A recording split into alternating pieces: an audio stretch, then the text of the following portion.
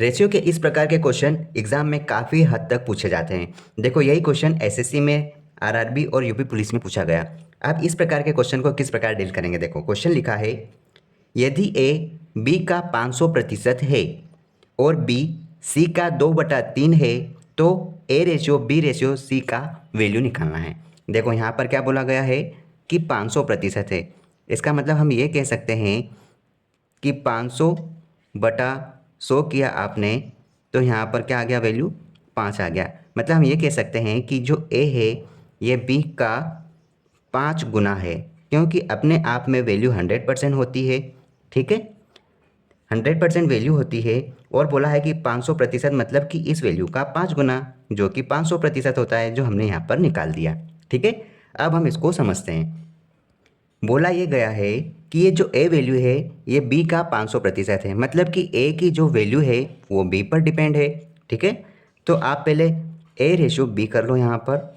अब देखो अगर मैं बी की वैल्यू 1 मानता हूँ तो ए है ना, ये बी का 500% है, जो हमने 5 गुना निकाला, मतलब ये ए बी का 5 गुना है। अगर ये 1 है तो ए है ना बी का 5 गुना, मतलब कि यहाँ पर ए की वैल्यू 5 आ जाएगी। ये हमने सोल्व कर लिया। अब देखो अगले पॉइंट में क्या कहा जा रहा है कि ये जो b है ये c का 2/3 है, मतलब कि b की वैल्यू बता दी गई है, ये जो b ये c का 2/3 है। तो हम यहाँ से b और c की वैल्यू निकाल लेते। हम b को यहीं रहने देंगे, c इधर गुणा में है, पक्षांतर में इधर भाग में आ जाएगा, इसके बटे में आ जाएगा।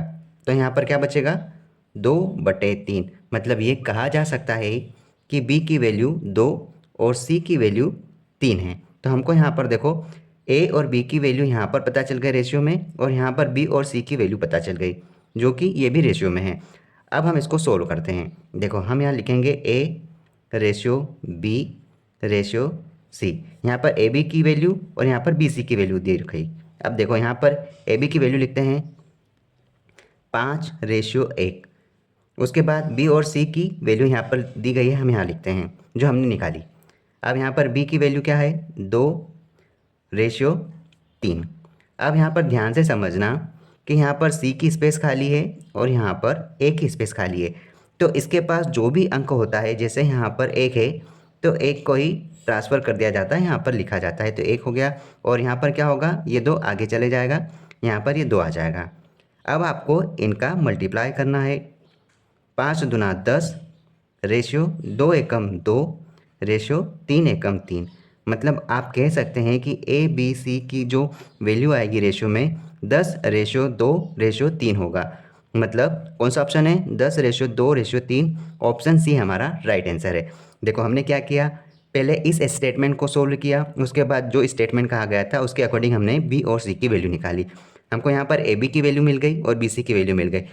हमें यहाँ पर रेशियो निकालना था, तो ए बी का मान रखा और फिर हमने बी सी का मान रखा। अब देखो बी की वैल्यू तो यहाँ पर 2 है, यहाँ पर स्पेस खाली थी तो हमने इसके पास का अंक यहाँ पर ट्रांसफ़र किया, यहाँ लिखा, और यहाँ पे भी स्पेस खाली थी तो बी का अंक हमने आगे की ओर ट्रांसफ़र किया, यहाँ लिखा, फिर इनका मल्टीप्लाई कर दिया, हमारा आंसर ये आया। अगर ये और भी सरल होता तो हमको और भी इसको सरलतर रूप में लिखना रहता। ठीक है, इस प्रकार हमने इसको सोल्व किया। इस तरह की अप्रोच को सीखने के लिए आप छोटे छोटे कॉन्सेप्ट सीखने के लिए इस चैनल के साथ जुड़ सकते हैं।